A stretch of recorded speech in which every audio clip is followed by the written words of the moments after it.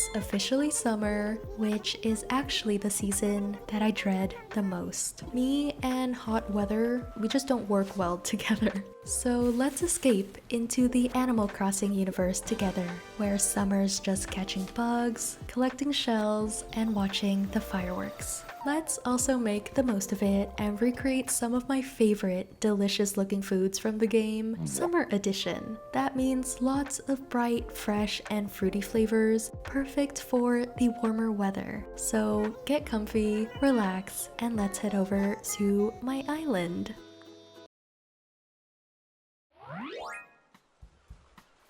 As always, it only felt right to start off with breakfast, and these coconut pancakes seem like the perfect summer twist on a cozy classic, and they just look so fun.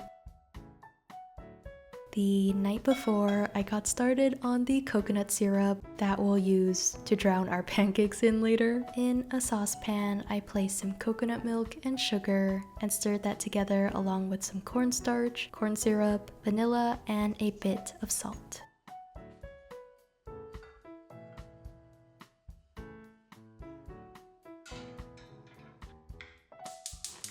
Letting that come up to a boil, then simmering everything over medium-low for a couple of minutes till we have this beautiful, thick, and luscious sauce. And just let this cool overnight.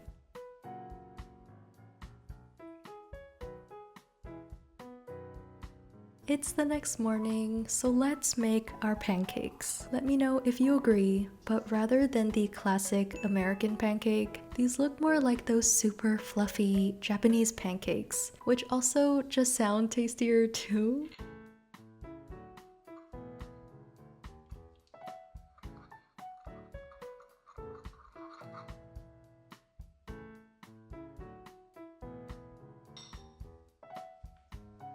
In a separate bowl goes the egg whites along with some sugar.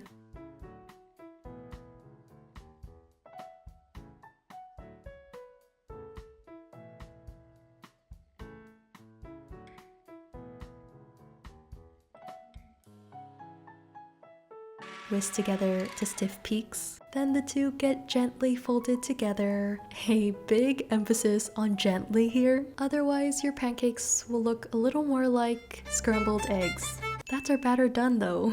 I'm cooking these over low heat, piping tall blobs of batter onto my pan, giving them 3 to 4 minutes to steam.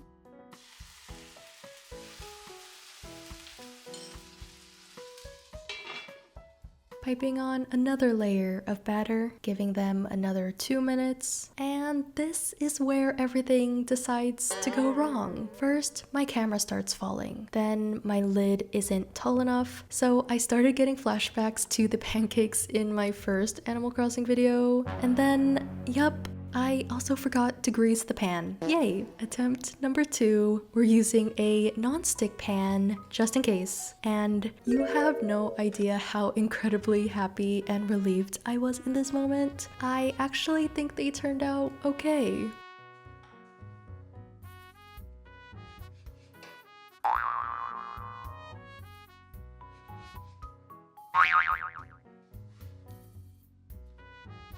These do have a tendency to deflate pretty quickly, so putting myself together a plate here, making sure to add lots and lots of the coconut syrup and what I believe are toasted coconut chips. And these were extremely satisfying to eat, so fluffy, almost melt in your mouth soft in a good way, and together with the sweet, rich coconut syrup, this was so nice.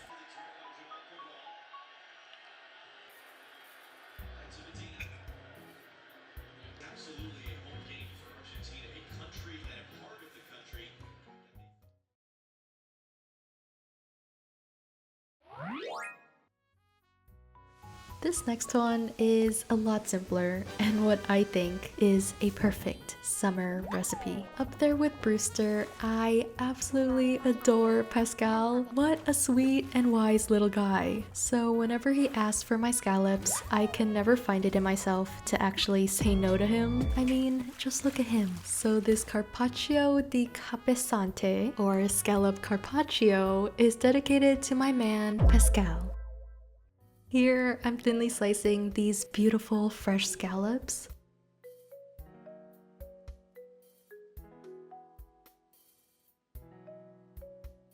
Sprinkling over a bit of sea salt and just setting that aside for a bit while we make the dressing. In the game, apparently the recipe is 2 scallops, so not much insight into what kind of sauce this is. So I thought it'd be nice to go with a refreshing, fruity, almost tropical vibe here. That's mango, serrano, a bit of salt and olive oil, some pineapple juice, and lime juice as well. And that's basically it.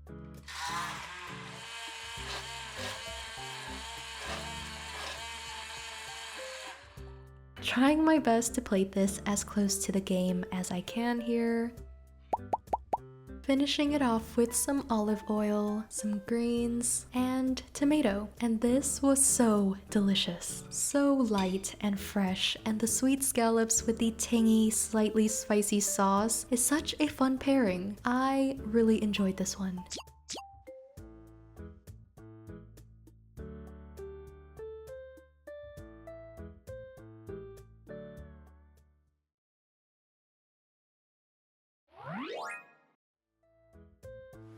Of course we need a fun drink, and nothing screams summer more than an ice cream float. Although I've never really enjoyed them, but maybe melon soda instead of root beer will do the trick. This just looks so playful and so fun, so I'm very excited to try this one. This one's a little too simple, so I thought we'd make our own homemade ice cream to top the soda with, but that's also a super simple recipe. A few nights ago, I put together the ice cream, first whipping some cream to stiff peaks, before folding in sweetened condensed milk,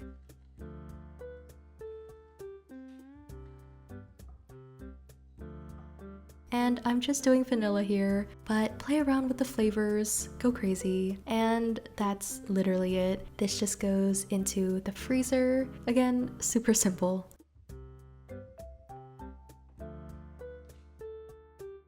That midday slump is starting to hit, so let's make a fun drink.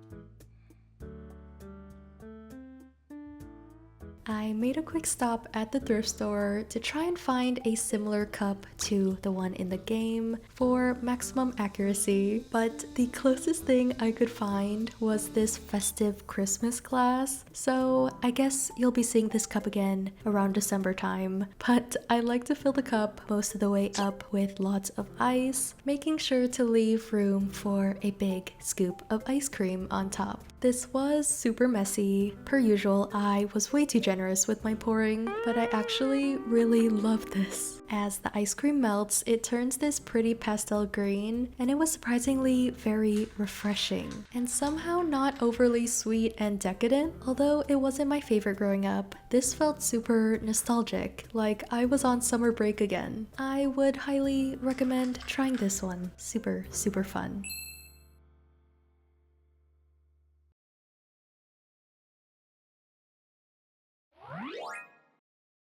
Continuing on the trend of food stuffed inside other food from the last Animal Crossing video, we have this salad stuffed tomato. Full transparency, this does not sound appetizing to me. Maybe because I'm not a huge fan of raw tomato, and this is basically a tomato on a plate, but tomatoes are in season, so here's my take on the salad stuffed tomato. We'll call it filling of the tomato seems like some sort of combo of green, red, white, and yellow vegetables or ingredients. So I have zucchini, red peppers, paneer, and corn. I love corn. For some flavor, I'm also adding lots of garlic, parsley, salt and pepper, and drizzling over a good amount of olive oil as well.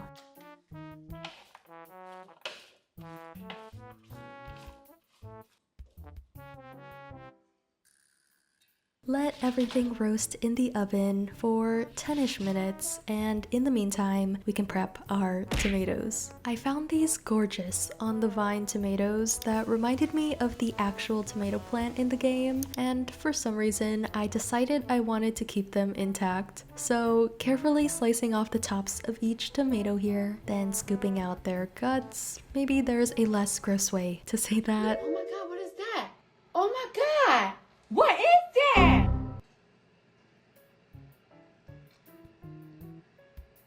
But also don't forget to season the inside of each tomato as well.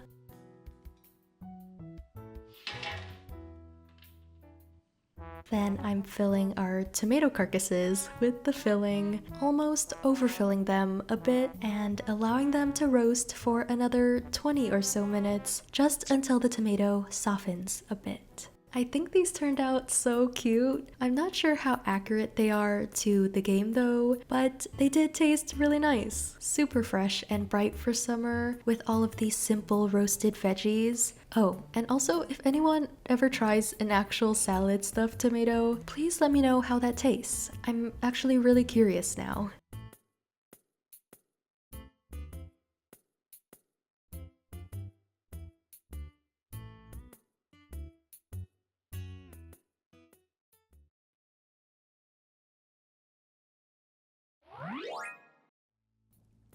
For our last recipe, you know we have to end off on a sweet note, and it's officially peach season. This specific peach tart just looks so incredibly perfect, so I wanted to see how close I could get to replicating it in real life. So peach tart it is. The night before, I threw together the tart crust. I'm adding all of the ingredients to a mixing bowl, plain flour, powdered sugar, cornstarch, and salt, giving those a quick mix before stirring in the melted butter.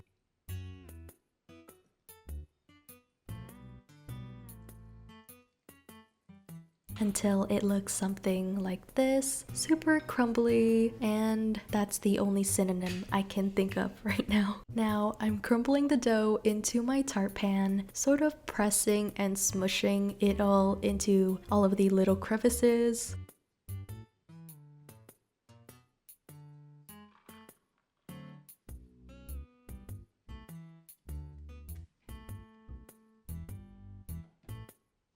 And this chills in the fridge overnight. It's the next day, so we can pop the crust into the oven and get started on the fillings. I'm cheating just a little bit here and using these beautiful canned white peaches. So for the bottom layer, I'm mixing together a few spoonfuls of the peach syrup together with a bit of gelatin, and blending in the peaches with a handful of freeze-dried strawberries to also get that reddish color.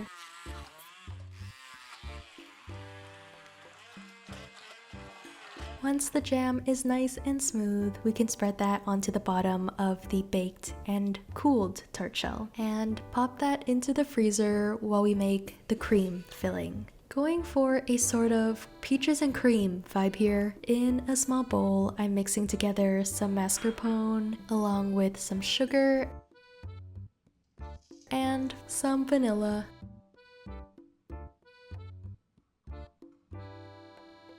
Also quickly throwing together some whipped cream by whipping together some cream, okay, very self-explanatory, and folding the two together into this fluffy, creamy, and super smooth, almost tiramisu-esque filling, which I so badly wanted to dive into with a spoon, but unfortunately we needed to assemble the tart.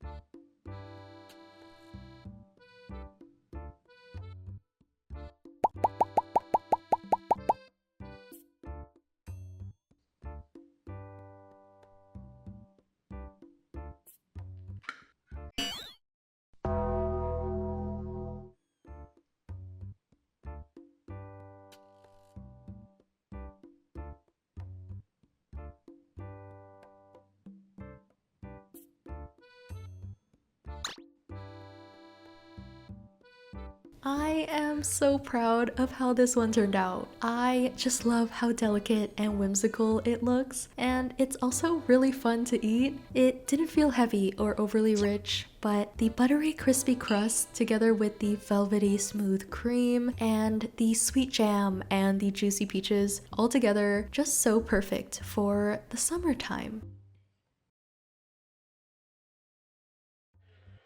That's everything I have for you today. As always, thank you so much for spending time with me. I had the loveliest time. I'd also love to know what your favorite thing to do, eat, watch, and in general, I don't know, favorites of the summer season are. I love ya, and I'll see you next time. Bye bye!